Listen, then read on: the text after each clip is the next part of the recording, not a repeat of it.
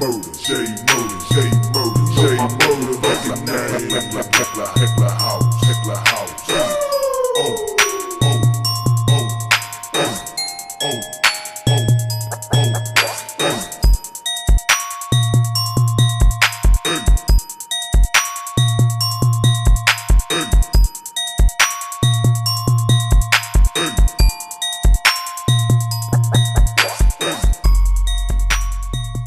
What's up, YouTube? It's your boy Thomas back again with another rendition of Truth Be Told. Now, again, there really wasn't anything really major going on in the news except for the whole, the busing of illegal aliens and the Democrats, flying them all over the places, middle of the night, without telling anybody, just dumping them off places. Now, these Republican governors are busing these illegal aliens to Democratic cities, sanctuary cities, who claim they are sanctuary, that they will take them in. And the next thing you know, the Democrats are throwing a hissy fit all about it. And they are, the latest one was them, receiving only 50 illegal aliens at Martha's Vineyard. And they threw the biggest fucking fit, because it's rich Democrats that live there. So these rich Democrats, they deported them back to Mexico. Excuse me. Ridiculous. The hypocrisy is just unreal. But anyways, they couldn't even handle 50. Come on. Seriously? Like, right there at the border, they're handling thousands upon thousands of them. And they couldn't handle 50 illegal aliens in their town. Get the fuck out of here. So hypocritical. And the far left. The leftists are the most hateful people in the world. They really are. Anyways, moving on. That's the big thing that I saw that's been going on. Of course, they've been talking about the whole, I've seen the backlash of, SheHulk. Nobody likes the show. It's the worst show they've ever came out with. It's feminist cringe to the max. It's like a little teeny 13-year-old wrote it. It's really bad. It's terrible. I know Disney's getting tons of backlash over the whole Ariel thing. Gender swapping out Ariel, an established iconic character, and nobody likes it. Nobody. Everybody hates it. And they've been trying to get people to like it. I even seen videos where they tried to, post a few black girls were like, oh, she's black, that's great, blah, blah, blah. And it was bullshit videos, every single one of them. The parents were, it's so dumb. Nobody likes it. You shouldn't have gender swapped. Nobody likes it. Stop doing that shit, Disney. You're trash. I saw a little bit of Rings of Power. Nobody likes that show either. House of Dragons, same thing. Nobody likes that show. I never did get into Game of Thrones anyway. I thought it was a dumb show. What was the other one I saw? And apparently they had this movie come out called The Woman King. And it was about a tribe that was led by a female who turned out to be the biggest black slaving tribe in Africa. And they want people to like it. People's trashing it like crazy because they went really woke and feminist with it. and they didn't want people knowing the history of this tribe, but it got out, and come to find out, it's one of the biggest, black slavery trade tribes. They would capture their own people and enslave them and then sell them on the trade market. They begged the British Empire to keep slavery trade going when it was, white people who abolished slavery. First it was in Britain, then it was in America. White people abolished slavery. It was black people who kept the slave trade going. They're the slave traders, not white people. So it's just ridiculous. And you hear this all the time. Black people bitch and moan all the time about slaves. Ain't nobody alive that was a slave. Nobody. Here in America. So there's no sense in reparations or what. That's the dumbest shit I ever heard. And, they're worried about slave trade, but they do nothing about the slave trading that's still going on in Africa and the Middle East today. None of them. And that's black people. But anyways, regardless, I digress. It's just retarded nonsense. Leftist nonsense. Anyways, moving on. The one thing I wanted to talk about this week is I just got done watching the 3rd season of a show called Evil. I think it's on Paramount Plus or whatever that shows it. But anyways, the 1st season was kind of, it was just getting started and they established the characters. This show, it stars Kaja Herbers. I think I pronounced that right. I'm not sure. Or Katja Herbers. I'm not sure. Hopefully I pronounced that right. I'm not always good at pronouncing some of the names. And everyone pretty much knows who Michael Emerson is. He's from Person of Interest and Lost, the TV show Lost, which I never liked, couldn't stand it. And then it was written, this is written and produced by Robert and Michelle King. They're okay writers. They're not bad. Like I said, the 1st season's kind of it's iffy. It was alright. I liked it. But at the same time, it's just, I don't know about this show. But then the 2nd season came out, and I really liked the 2nd season. The 2nd season was really good. This 3rd season, however, I don't know. I'm going back to iffy on this. I liked the whole, when the demon was teasing her and shit in the 2nd season. That was good shit. And this one is not so much. It more has to do with something about a clinic that stole one of her eggs. She had 2 eggs by this clinic. One of them is actually her daughter, one of her daughters. And she thinks she might become a demon or some shit. And then the other egg, Michael Emerson, he plays this evil character where he's, I don't know, it's almost like he's her adversary, but he's also like a minion for the devil or some shit. Towards the whole season, she's trying to find out who stole this egg, or where this supposed clinic sold her egg. She's trying to find it. Come to find out he's got it, and he impregnated it into his now girlfriend or some shit. I don't know, it's kind of weird. She just finds out like at the last episode that that's what's going on, is he's used the egg. It's kind of weird. But Ben, the tech guy Ben, The Indian dude, he is fucking hilarious.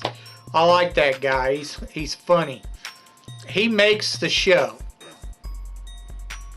Everything he does is just funny as hell. But anyways,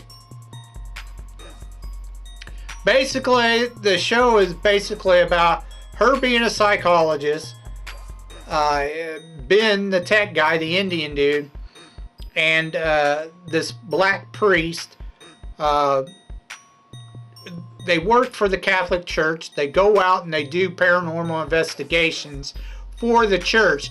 That way the church says, oh, do they need an exorcism, or, you know, do they need a blessing, or, you know, do we need to take this a little bit further and go scientific with it, blah, blah, blah, that kind of thing. That's, you know, they're the, based on their recommendation is what the church will do.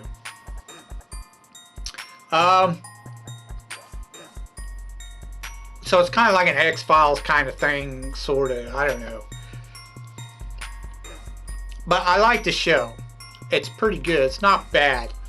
Now, this last season, you did have some feminist cringe with, you know, Katja and her mother or whatever. They're talking about her being almost like a single parent because she's trying to raise 4 daughters while her husband's out hiking, making money for the family, which she told him to go do. She wanted him to go make that money. It's all about the Benjamins. And then she's like whining about almost like being a single parent. It's fucking ridiculous. The feminist cringe. So that was in part of this season. It was now Katja Herbert, or whatever her name is, the leading lady in this, she's not like a supermodel or anything like that, but there are a couple of times where, you know, I was just like, man, she can be sexy as hell if she wants to be, you know. She's wearing these almost like a schoolgirl outfits and shit, trying to tease the black priest. Now, it's not really her. It's a demon, supposedly, that's tempting the black priest. It just looks like her, this demon. But, it, you know, the actress plays a part. She's good at it. She's good at being sexy. That's all I could say. But anyways, you do have some racial crap going on with the black priest, which is kind of dumb. They get a little ignorant with that shit. Changing, you know, I don't know, like established paintings or whatever. They're like trying to make it, why can't they be black? Blah, blah, blah. Why can't Jesus be black? Why can't these angels be black? And yada, yada, yada. It was just kind of silly and dumb. I get the point, but at the same time, it's dumb. Stop. You're just, Michelle and Robert King, you're being ignorant. Stop writing that crap. It's dumb. But anyways, the show, like I said, is really good. You just have to get past some of the leftist ideology and feminist cringe. I definitely recommend it if you're looking for something interesting to watch. Check it out. 2 thumbs up. Let's get on to your B-movie reviews.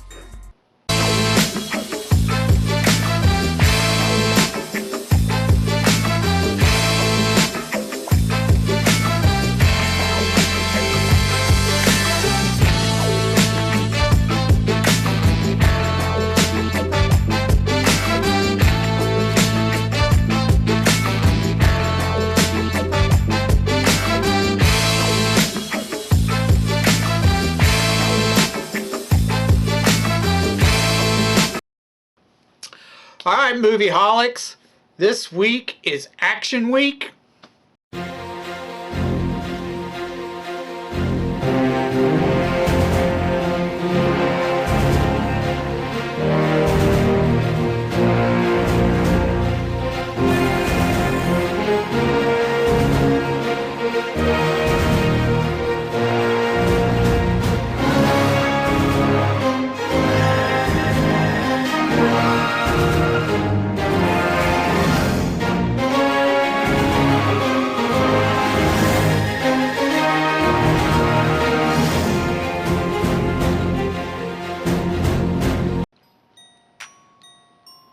Now, I grabbed 2 cult classics.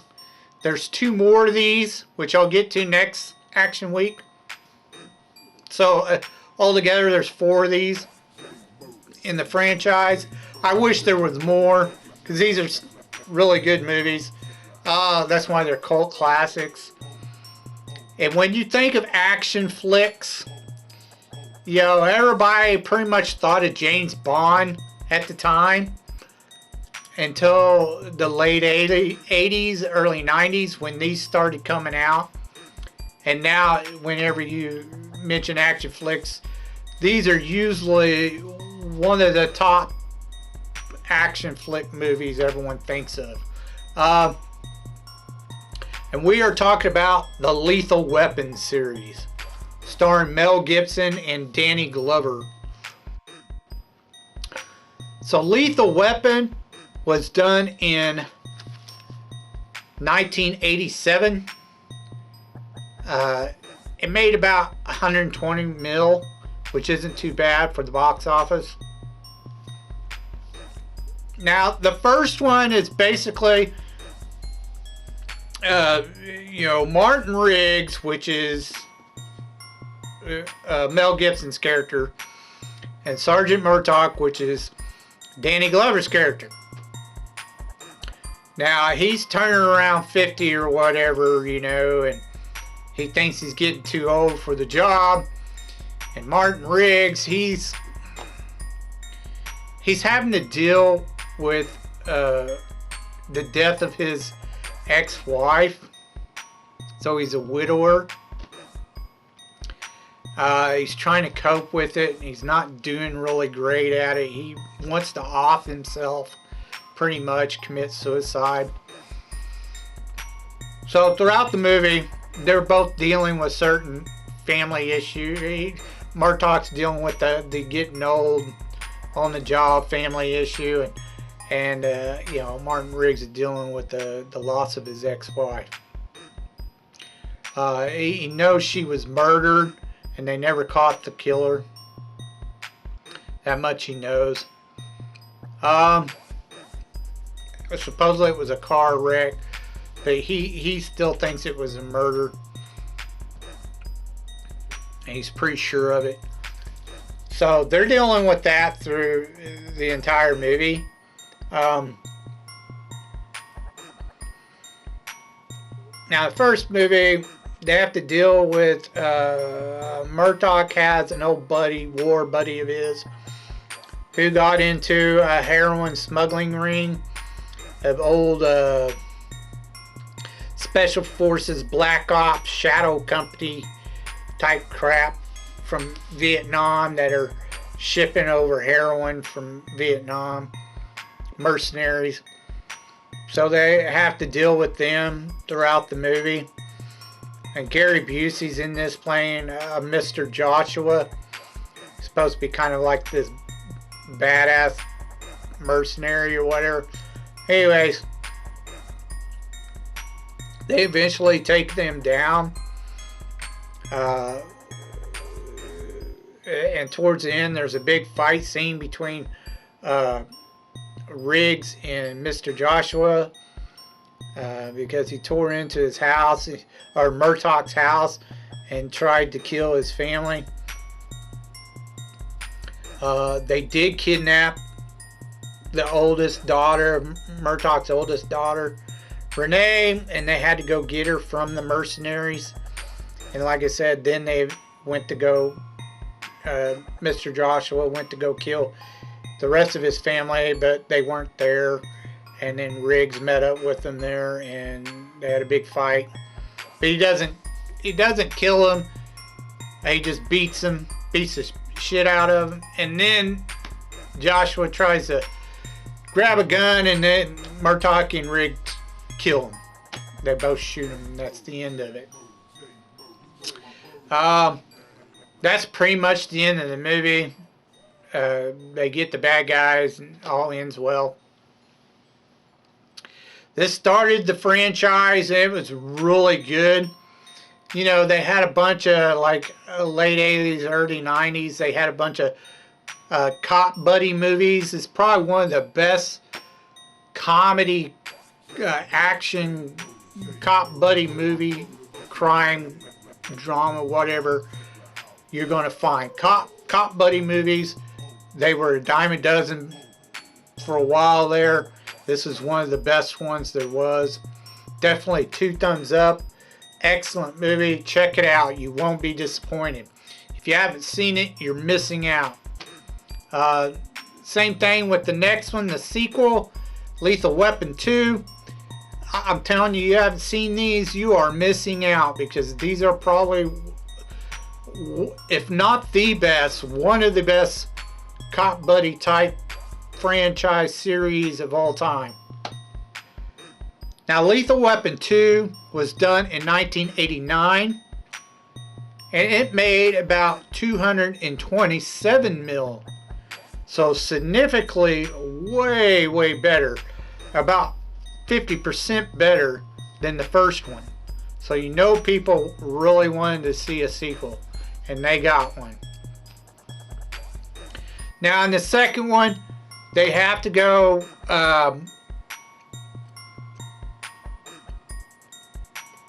take care of a witness to some bad guys, drug dealer, laundering guy, and that's played by Joe Pesci. Calls himself Leo Getz. Now,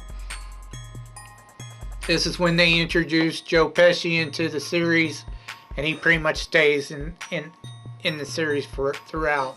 Now, while they're trying to protect him, they run across some South African guys from South Africa who are money laundering as well. They come to find out they're the ones who Leo Getz was stealing money from when he was doing the money laundering. They end up getting in a lot of ruckus with these South African guys. Now in this one they introduce a bunch of cops, and they all get pretty much offed off by these South African guys. They kill them all pretty much. There's a girl that, you know, Martin Riggs starts getting involved in. Right off the bat, they kill her off too. He finds out that one of the South African guys, Martin Riggs, on another case, was getting really close to him, and he's the one who was hired to off his ex-wife, which really sets off Martin Riggs. And he just pretty much goes in there and starts killing them left and right till he gets that guy, which he does. He eventually does. They eventually kill them all, and they bring down the bad guys. He almost gets himself killed. The scene towards the end where they start playing Knock Knock on Heaven's Door when he's in the boat, the ship, container ship or whatever that carries containers at the pier. Yeah, that's a real famous scene. But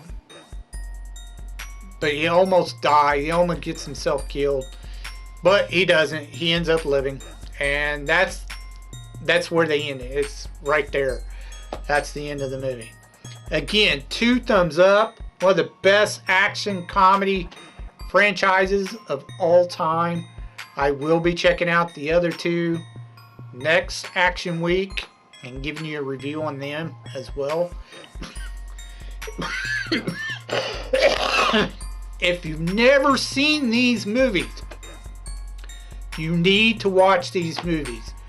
Like I said, one of the best action comedy, cop buddy films of all time. Check them out. 2 thumbs up. You won't be disappointed. Highly recommended. Okay, that's all I have for you this week. If you have any thoughts about what I talked about earlier in the video, please leave your thoughts down in the comment section down below. I'd love to hear from you. If you can think of any underrated movies,